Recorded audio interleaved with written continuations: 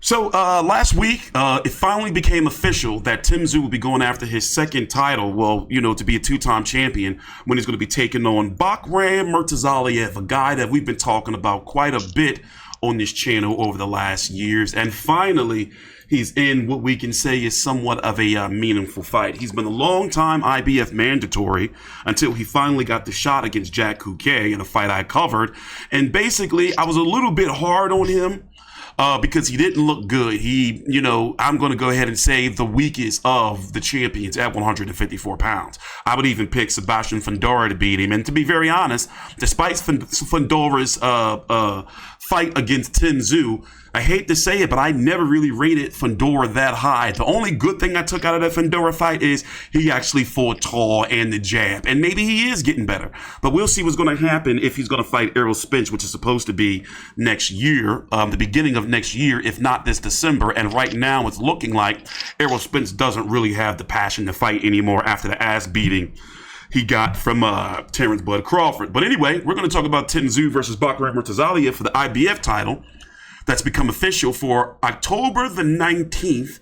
And it's going to be here in the States, in Orlando, on Amazon Prime Video. It's not a pay-per-view. So PBC is giving us their first non-pay-per-view card of this year, and it's going to be on Prime Video. So far, there have been no details on the undercard, despite the fact that the fight is now, 5 weeks away.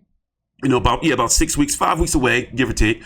And we don't know anything about the card. We do know that it looks like Tszyu is re-upped with PBC because the goal is supposed to be for him to fight Murtazaliev, and if he beats Murtazaliev, likely fight Erickson Lubin in December because Erickson Lubin will likely be the next mandatory. So get that out of the way, and then sometime next year, the first quarter of next year, we could see that Tszyu versus Fundora rematch if Fundora beats Errol Spence, if that fight ever happens. So, to be very honest, I got Tszyu getting stopping Murtazaliev, but I expect for Murtazaliev to put on a better performance than he did against Tszyu because, as I forgot to mention earlier, he was Ramadan. He was training and fighting where basically, he couldn't eat. Until after dark. And, he was, that can take a toll on a fighter. I first heard Amir Khan years ago having issues with that, and I forgot several other fighters as well. So I was a little bit tough on him. But anyway, let's talk about the fight. Murtazaliev, 22-0 with 16 KOs. He was a long-time mandatory since 2019 for Jamel Charlo, but never got a shot and was fighting in dark matches, meaning untelevised fights. Getting a lot of step-aside money. So basically, for about a good 3+ years, he was getting 2 paydays. Step-aside money, a couple hundred or a few $100,000, whatever the amount was. So Charlo can hold on to the belt and fight Brian Castano. But he was also fighting on Charlo undercards, but yet he wasn't getting TV time to build him up to fight Charlo, and you would never hear him mentioned. So that's why I already knew Murtazaliev and Charlo was never going to happen. But now, finally, he's got his title shot. He's got the belt, and now he's going to be taking on Tszyu.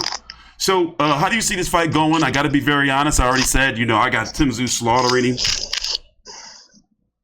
And also, I want to see how Tszyu is going to look after his first defeat. If he's going to have that killer instinct. I wouldn't say that Tim's going to slaughter him. I'd say 9-10 rounds knockout. So, a slaughter will be Tim will knock him out inside of 3. I don't think that's going to happen. I think so. I think 4.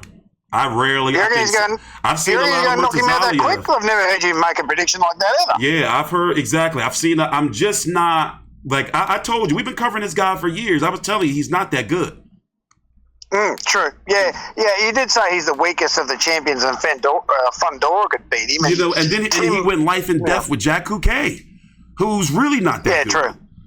Well, Tszyu was washed up by the time. Exactly. Yeah, okay. Well, we'll see what happens. But I'm going 9-10 rounds. I think Tim might take his time and play with his food a bit, and then knock him out. But then again, Tim is the sort of fighter that if the knockout is there, he won't fuck around. I think he's going to want to make a statement. That's what I think. Yeah.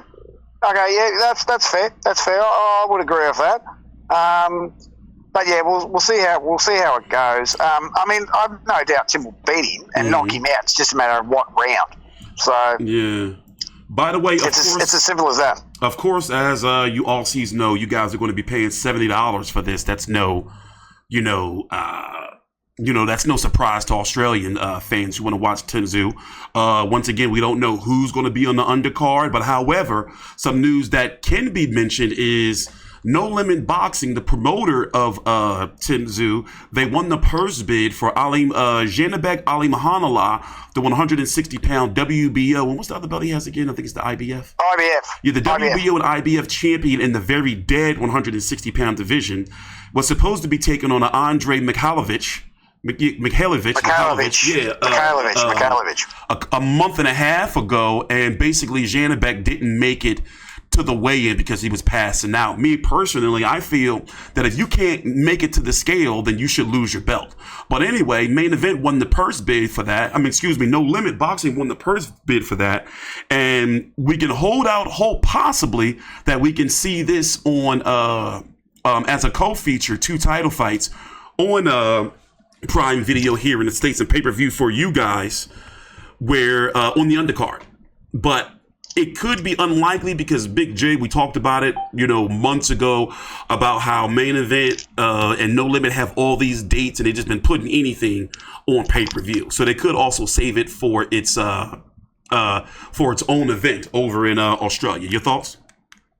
Yeah, I think because Main Event has at least 3 more cards I know of. They've got a co-promotion with Wildfighter, who's Will Tomlinson's promotions, on the 19th of September. I'm going to try and get to that one. It's here in Melbourne. Then they've got, for my mind, I know at least 3 more shows. They'll have one in October, one in November, and maybe even one in December before the end of the year. So they've got to fill it up with something. Tim's pay-per-view will be in October, obviously, and I dare say they'll probably chuck another one. I'm tipping December. I don't think November's going to happen. Yeah, it's just, I think they're saying December, but that's close. It's a couple of months. Exactly, and I find it ironic that I spoke to George Rose the other day when I was there for the Nikita Mazudiev fight, and I said, mate, the middleweight division is ripe for the plucking. No one snapped it up, and then 5 days later, here they are snapping up this fight. So I must have more influence than I think I do. So I find it. I think this would have been planned long before I even mentioned it to George. But I just find it interesting how I'm saying someone needs to snap up the middleweight division. Next thing you know, No Limit secure themselves a major fight. I mean, yes, no one knows who Andre Mikhailovich is. He's a bloody Russian-born Kiwi bloke. I think he lives in Australia now, but he's a Russian-born, raised in New Zealand. And Halovec is not a big seller. He's a dual champion in the middleweight division. No one gives a rat's ass. So it's. What's the motive? You think? You think they're going to set him up for Tszyu to make a 160-pound run? Possibly, but I think what they want to do is get the belts off Halovec first, have Mikhailovich, because as I've said many, many times, the middleweight division is ripe for the plucking. I'm surprised that no promoter has snapped it up yet, because it just seems to be sitting there. The middleweight division has always been one of the top divisions in boxing. At the moment, it's as dead as a fucking doornail. Anytime you got Erslindy Lara, 42-year-old, taking on Danny Garcia, 36-year-old, for the WBA. Both of these guys, mind you, should not be at 160. Fighting for the title, it's a dead division, the ghost town. They're both blown up fucking 140s. Well, yes. Danny Garcia is. Lara is a 154-pounder. He's not 160. Is not. He was just there because of opportunity. And Danny Garcia should not even be nowhere near 154 or 160. He's a 147-pounder. So it was just a very weird fight. Then you have Carlos Adames, who people forget he's even a champion, the WBC champion, after the WBC finally stripped Jamal Charlo because he had a mental collapse, took the police on the chase, crashed his car. So that was enough for them to strip him finally.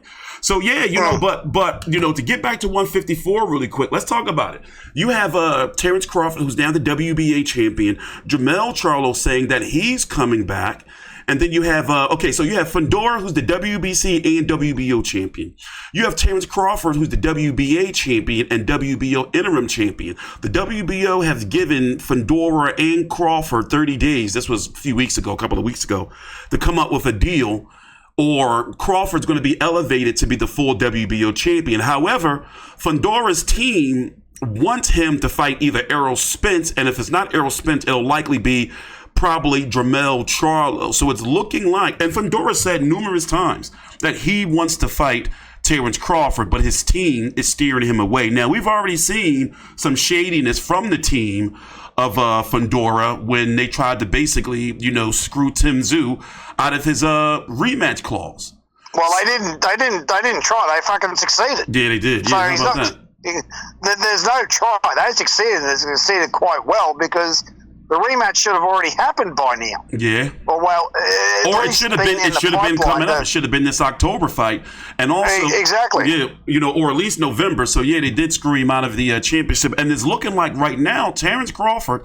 There's rumors about that he's considering retiring because he can't. Because he wants to fight Canelo, or he wants to be undisputed. He wants to be undisputed. No, but listen to this part. He wants to be undisputed at 154, but politics, it's trying to stop him. They're trying to keep the WBC belt away from him and likely the IBF belt, which is why PBC sealed up Tszyu for at least 3 fights. So already the same politics that Terrence Crawford was dealing with at 147, they're trying to do that shit at 154 now, which is pretty much forcing him out. And I have concerns that, he won't fight Tszyu. I don't think that I don't think he's scared of Tszyu or anything like that. I just think that he just looks at Tszyu as not on his level. That's what I think. I think he has no interest in fighting Tszyu. And also, Virgil Ortiz, you didn't give your thoughts. We didn't get a chance to talk about Virgil Ortiz and his performance against Sergey Bohachuk. Didn't you think you thought he lost?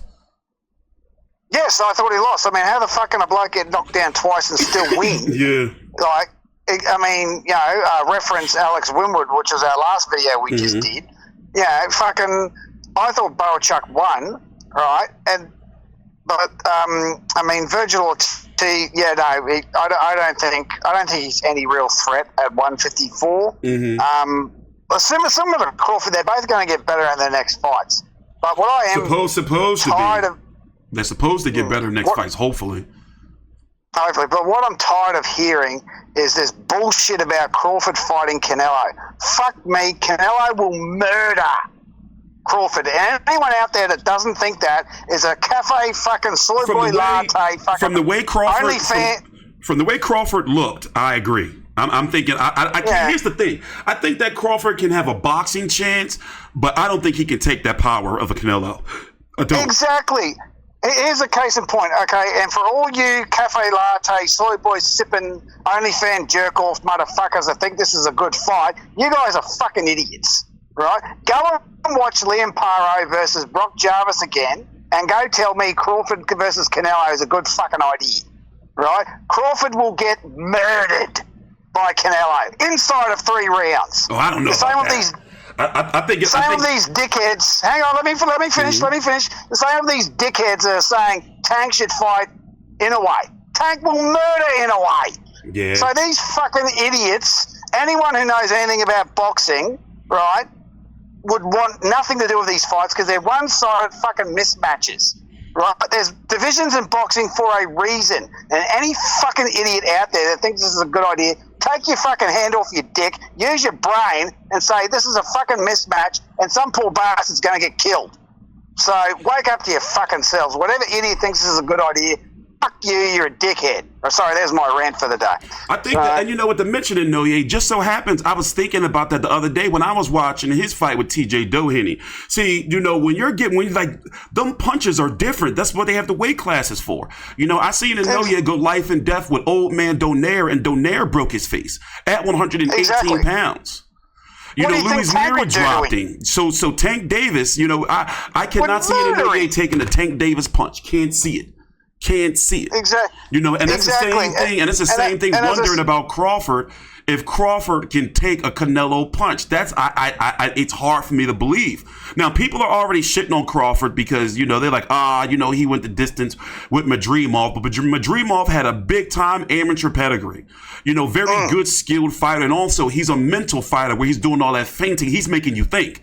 You know, that can wear you out, but only casuals were really thinking that, were really calling Madrimov a bum. So to see the way Terence Crawford was handling that, he was getting hit. You know, the most he's ever been in his career, and that's the question. I don't think he can take that from Canelo. I don't think he can. Even though I do feel Canelo is not a real 160-pounder. 168-pounder. He's a middleweight masquerading up there at 168. But I just I can't see Crawford. For one, Crawford's going to have to not get hit. You know, exactly. I can't see him taking that. Here's the thing that people don't consider. How many fights has Canelo had at 168? At least 10? Yeah. So he's had, what, 3 or 4 title fights to become undisputed? Yeah. 3 or 4 fights to become undisputed, and he's defended undisputed at least 3 or 4 times. Mm-hmm. So that's what? Anywhere between 6 to 8 fights. How does anyone with a brain think that a man who has never fought at 168 can take on a bloke who's dominated the division in his first fight, right, at the division? And do people forget what happened when Canelo fought Charlo? Yeah. I mean, come on, people. Fantasy fights and then look, Canelo even struggled at 175 when he moved up. You know, against Kovalev, mind you, until we knocked him out. A drunk, washed Kovalev he struggled with, so and then we even seen Crawford struggle adjusting to 154. So, him skipping the whole 160-pound division and going to 168 and fighting Canelo in his first fight, carrying that weight around, by the way. That's a big bulk up for him. Exactly. Here's the other thing. Crawford has never ever defended his undisputed status. Yeah. Ever. He becomes undisputed, he moves up. Yeah. God, that fucks me off when boxers do that. If you're going to become undisputed, at least defend it 2-3 times. God, that's why I've got more respect for Canelo, and in a way they defend their titles where Crawford just grabs them and fucks off. Mm-hmm. It's like, he's a fantastic fighter, but at least defend it once, maybe twice. Do something. So now, would you pick? I'm gonna name all these guys. Would you pick Tszyu to beat Virgil Ortiz? Tszyu would kick the living shit out of Virgil Ortiz. Okay. Would you pick Tszyu to beat Fedora in a rematch? Tszyu would murder Fedora in a rematch. Do you think Tszyu would beat Israel Madrimov? Yes. Okay. Yes, it would be a tough fight, but he would do it. And I think we both can agree that he would beat Erickson Lubin. Oh, he would knock out Erickson Lubin in a round. So now the question is, does he beat Terence Crawford? Because right now, to me, that's the fight. Am I wrong with saying that's the fight of the 154-pound division? Crawford. We've been saying that for the last year. Crawford Tszyu. Absolutely. I mean, that is the fight of the division. Turkey, whatever his name is, Turkey Al-Sheikh. That's it. Old mate, to his credit, wants that fight, and it's a perfectly legitimate fight, right? I don't have a problem with it. I welcome it because it writes itself. Crawford's got the history with Australians. He beat the piss out of Jeff Horn when he moved up to 147. Tim beat the piss out of Jeff Horn quicker than what Crawford did. The fight builds itself. I don't have a problem with it. I welcome it, but I think it needs to happen within the next 6 to 12 months. Otherwise, Crawford's just going to be too old. Also, that's the one thing Boots Ennis is heavily rumored to be moving up to the 154-pound division because he was ordered to fight a guy he already beat. So he'll be likely dropping his IBF belt and moving to 154. That's the rumors. It's not confirmed, but that's what's looking like it's going to happen. So the 154-pound division is packed and top-heavy. And we already talked about Nikita Tszyu last week, the brother, so we don't have to go into too much detail there, but it's a tough division. And right now, it's looking like, if once Terence Crawford's gone or he retires, that division is looking like Tszyu. He has a path to be undisputed. As I said to George Rose, I don't know why one of the boys just doesn't move up to 160 and take over the division. There's too much political bullshit going on at 154. Yes, it is. So it's like a Game of Thrones thing to where the belts are more political than anything. Especially Murtazaliev's belt. We knew that. We were talking about that for years now. That, his belt is very political. Exactly. I mean, maybe they're setting up Mikhailovich to get the belts, and then Tim moves up. That's quite possible, because Tim's actually better off staying in Australia, because he makes anywhere between $1.5 to $2 million a fight. That's probably why he told Turkey, "Yeah, mate, don't worry about it," because he's making more money at home. If Turkey's only paying him $600,000-700,000 a fight in Saudi, why would he do that when he's going to make twice, if not 3 times the amount of money fighting at home? Yeah, but also remember, but Turkey wanted him to wait for Crawford for about February or so. Screw that. And PBC offered him a potential deal where he can have 3 fights in 6 months? Yeah, exactly. I mean, you've got it. The one thing in boxing you must do is you must stay active. The active fighter is the dangerous fighter. I've always said that. Yeah. I've always said that. And Tim Tszyu learned his lesson, because he sat around for a year. Did he have a year between Terrell Goucher and Takashi Inoue? Was that like a year or something? Pretty sure. A year between Harrison and Goucher. That's right. So, you don't want to sit around being inactive. You've got to be active. Yeah, because he was waiting on Charlo, and then Charlo fucked him over. I don't understand, I'm guessing, PBC must got some magic they working with Tszyu and his team, because they screwed him out of the Charlo fight, and then they tried to screw him out of, they did, at the Fundora rematch. And clearly, they, Tim Tszyu may be the headliner, he may be the name, but really PBC would want Lubin to beat him. PBC would want Fundora to beat him. He's signed to PBC, but he's not a PBC fighter, if that makes sense. Yep, it does. Well, Fundora's already beat him, so they got that. Yeah. I agree with you. I don't see Fundora fighting Crawford. He'll just drop the belt, because for some reason they want to dig Errol Spence out of his friggin' bloody rehab. Not rehab, but out of his, what's the word I'm looking for? Not deathbed, but I don't know. He's pretty much 1 foot out the door in retirement. I know that for sure. Exactly. They want to drag him out of the semi-retirement home and put so much duct tape on him because of all the injuries he's got to make him look like a fucking mummy. Throw him into the ring so Sebastian Fundora can beat the shit out of him. Yeah, and he's currently, and just so happens, he's currently ranked number 1 by the WBC. And he's top 5 by the WBO, just for Fundora's belts. So that goes to tell you right there. Yeah, exactly. Well, being the fact that he's a former champion, that doesn't really surprise you. I mean, as a former champion, okay, that's is that any real surprise? No, it's not a surprise, but it's just ironic that he's only ranked in those 2 sanctioning bodies. Exactly. And just so happens the 2 sanctioning bodies when Fundora is champion. So therefore, he can actually fight him and say, oh, he fought, it's a ranked fighter. So we already know that working on that fight. But, from what I've been hearing and what's been going around is, Spence may not want to fight anymore. I don't think Spence should fight anymore. It's not the fact that he wants it, it's the fact that he shouldn't, because Crawford beat the absolute piss out of him. That was the whooping of a decade. He beat the shit out of him. Exactly, and that I think the only beating I've seen worse is when Ebony beat the shit out of Shannon. Yeah. So you remember that? Yeah. So, that was ugly. Yeah, that was ugly as well. So I really think, to Spence's detriment, he should just say, "Sorry, gentlemen, I'm going to retire while I'm still in 15 pieces." He's made money. He's made Spence. Not the pocket watch, but from my understanding, he's made about $30 million, $30 million of his career, definitely. Yeah, I mean, as long as you don't piss it away on bad shit, I mean, that's plenty enough and remember, he's had a lot of documentaries before his pay-per-view fight, so he lives outside of course, a lot of the, issues he had with the substance abuse, the drinking. For the most part, he seems to be a well-grounded, guy. He's got a farm, a few nice cars, so it seems like he's doing well, and as you talked about, the health is wealth, because that type of whooping took years off of him, and also he's in his mid-30s now. Yeah, exactly. What's he got left to prove? What's he going to do? Be a bloody cannon fodder for Sebastian Fundora? It's so bad now that the shit out of him? It's so bad now that I have no interest in Tim Tszyu versus Errol Spence.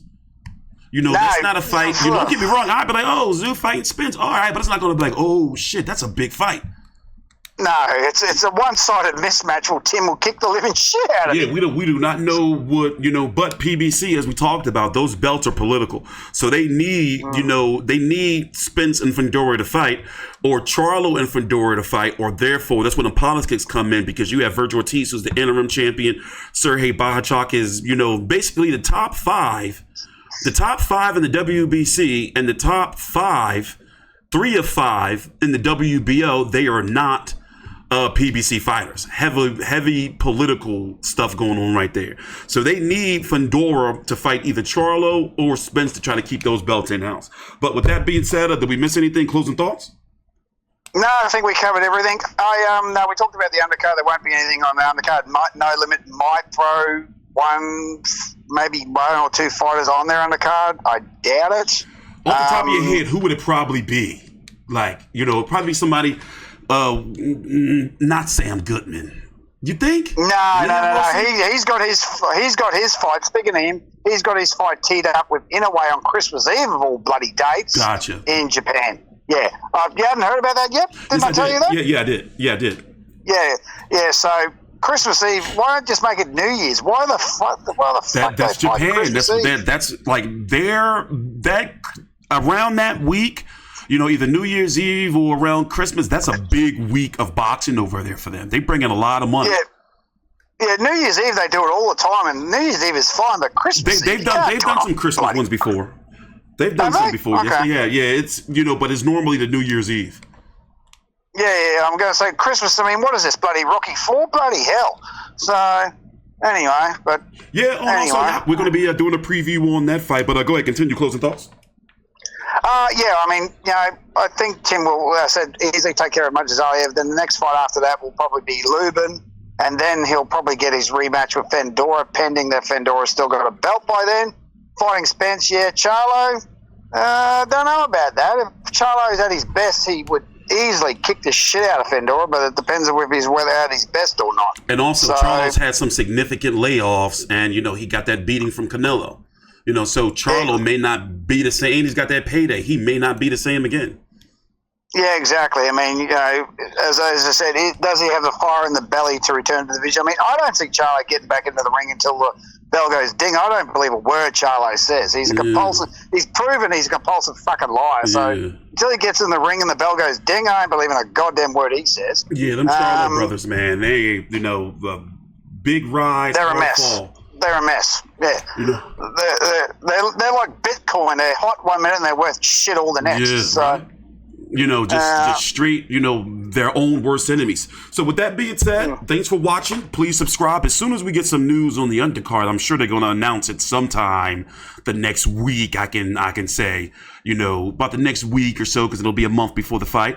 We'll talk about the undercard, and you can stay tuned because we're going to be talking about also Sam Goodman versus Inoue. Inoue beat TJ Doheny. I'm going to be talking about that fight in a stream sometime after this video because I didn't get a chance to do a post-fight video. And with that being said, thanks for watching. Please subscribe. Follow me on Twitter at TstreeT Controversy and Big J at Old Mate Big J. A fighter by the name of Alex Winwood, who competes in the 105-pound division, lost a close, controversial decision to longtime reigning 105-pound champion CP Freshmart. For hardcore boxing fans, yes, you've heard of this guy before.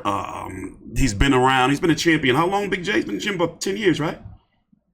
Yeah, I think he first won his first title back in 2000. That title he's currently holding now back in 2016. So that's 8 years. 8 years. 8 years champion. However, at 25-0 with 9 KOs now, he's 33 years old and he's been off for 26 months before stepping into the ring today.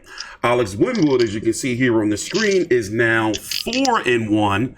He was trying to beat Jeff Finnick's record as a male boxer to fastest to a title shot, fastest to become a champion. Well, it's a lot to talk about with this fight, including the fact that Winwood should have been dropped, should have had 3 knockdowns against him in the fight, but however, they weren't counted. Basically, as I watched this fight, it was on I had to use a VPN, Channel 7 Australia, had to log in, very simple, flawless stream, I was actually impressed.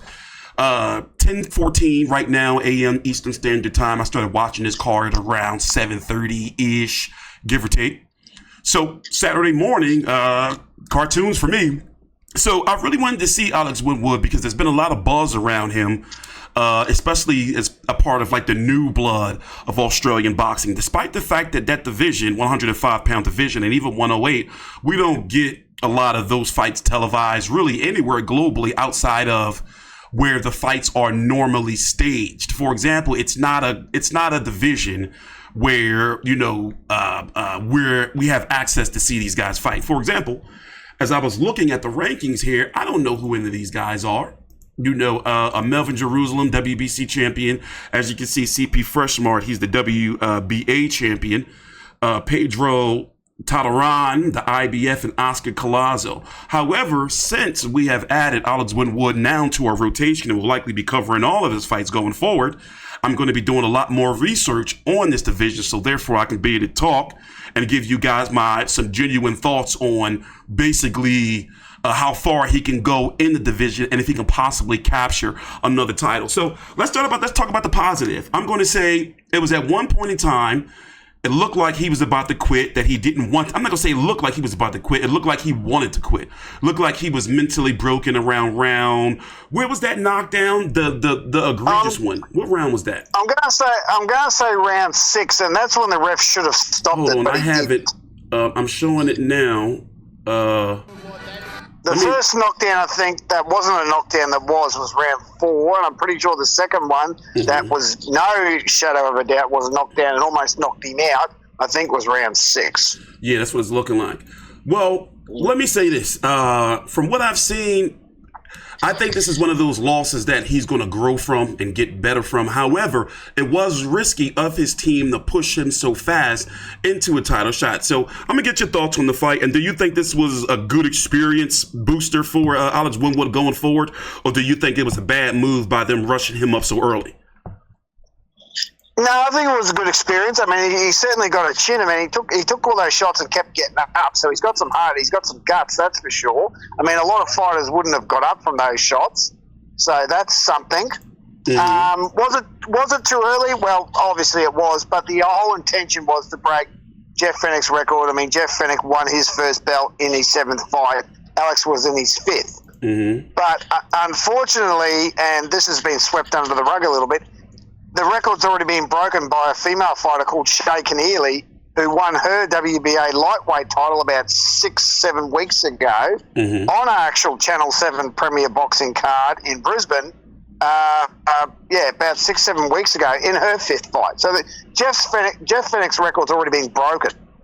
So it's just a matter of whether you count the WBA light heavyweight title anyway. I don't think they're even officially sanctioned those fights. I'm not quite sure, but it's like the intention was to break Jeff Fennick's record, which has almost stood 4 years now, because 26th of April 1985 is when Jeff won his first belt in his 7th fight. So that record's almost 40 years old, and I think it's going to be staying intact for quite a while, because Alex was really the only person besides Paulo Ocuso, who's pretty much put his career in the dirt, had a chance of actually breaking Jeff's record. So I don't see anyone breaking it anytime soon.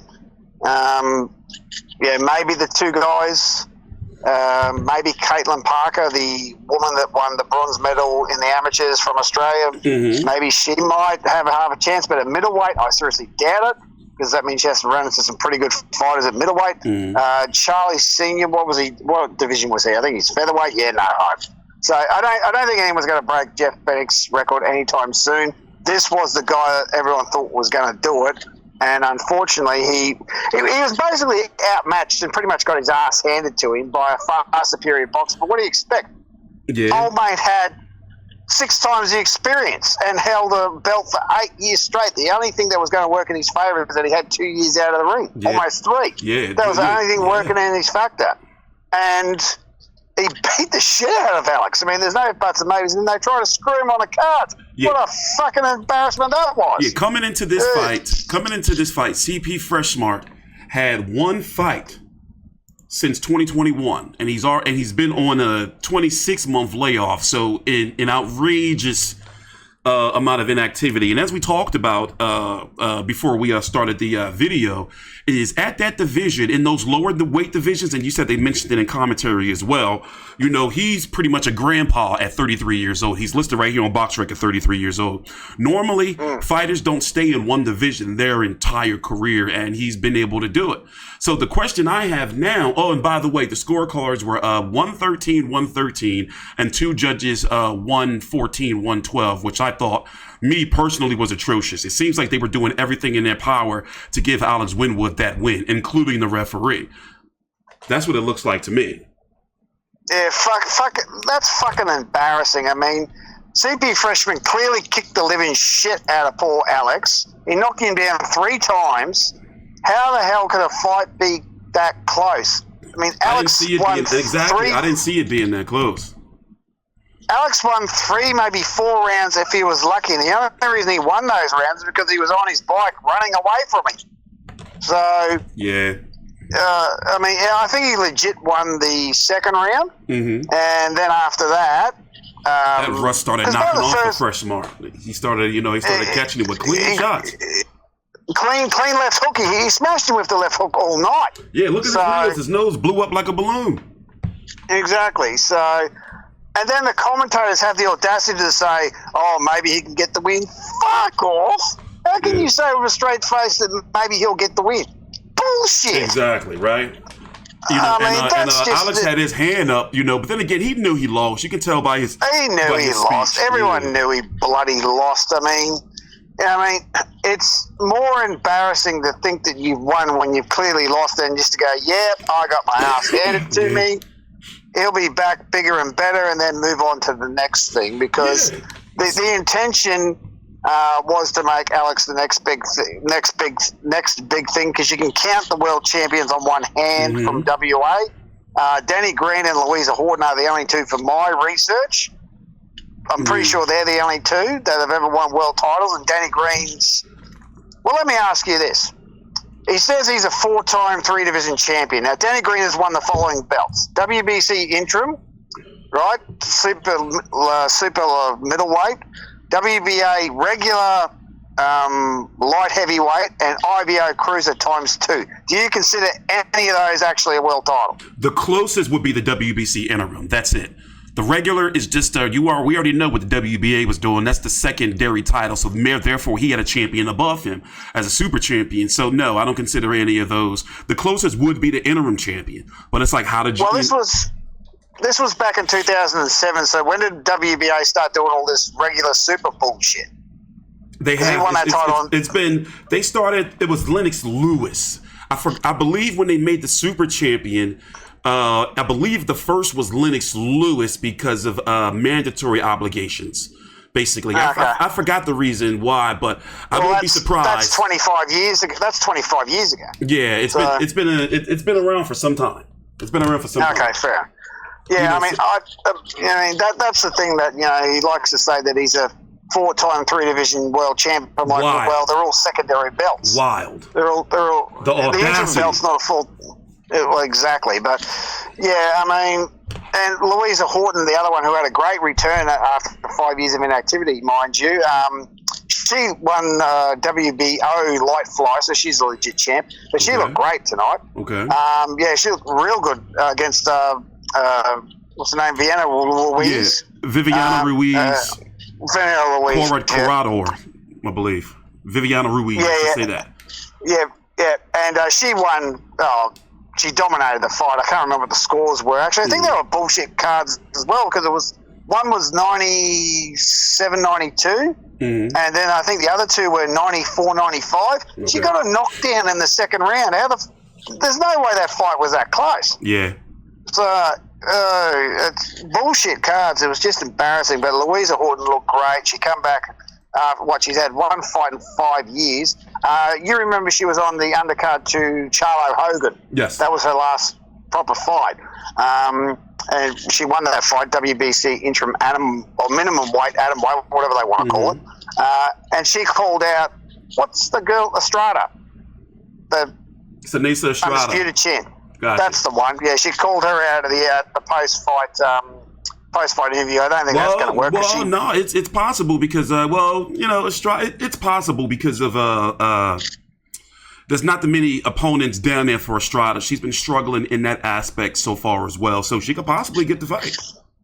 Yeah, but she just won a title at light fly. I mean, yes, yeah. But no, flyweight. Sorry, WBA Oceania flyweight. So I don't think she's got any presence to take on Estrada. The fact that she's been a WBO champ previously and a WBC interim champ, maybe, but I mean, I don't know. Maybe Estrada will say, also, well, I'm not going to fight anyone else. Do we know if she's a Tony Toge fighter? Oh, Louisa Horton, yeah, she would. Well, then look, they have Estrada's got a new contract with Top Rank, so. Well, there you go. And Tony Toge's got that relationship, so it's possible. Yeah, it's possible. If it happens, I'm not going to say no to it. Yeah. So, closing thoughts? Yeah, I mean, valiant effort. I mean, it's a feather in Alex's cap. To take the champion to when's the last time he went the distance? That's a good question. I'm gonna check that right now. Because I'm pretty sure he's knocked out most of his opponents. No, yeah, the last time. No, he's only got 9 KOs. But the last time he went to the distance was his last fight in 2022. Okay, so yeah, but still, your 5th pro fight, taking the longest reigning champion in the world to the distance, getting knocked down, getting back up, because I didn't think he was going to get up after that second knockdown. I thought for sure he was buggered, but I'm pretty sure the ref had a bit of a slow count to give him every opportunity to get up. Yeah. But, he'll be back. Unfortunately, he won't beat Fenix's record because there's no way he's going to get a title shot in his next fight. Yeah, build him up, bullshit cards, but the right man won, so, at the end of the day, valiant effort. People will say, yep, good on him, but in the scheme of things, it wasn't really going to happen. But, move on to the next thing. Yeah, we're going to be paying attention to Alex Winwood over the next couple of over his next several fights to see where he's going to go. And I would not be surprised if we don't see him now get matched on Maloney cards, because now it's like, all right, I don't think he's there yet to be headlining his events. He did because this was a championship, but right now I think that it's smart to build him back up a little bit before you start pursuing another title shot, and grow off of this loss because, as we talked about, he gained a lot of experience in there and it should make him a better fighter. Absolutely. He knows his he'll know his limitations. But that being said, thanks for watching. Please subscribe. You can follow me on Twitter at TstreeT Controversy and Big J on Twitter at Old Mate Big J. Link is down below in the description box. Thanks for watching. Please subscribe.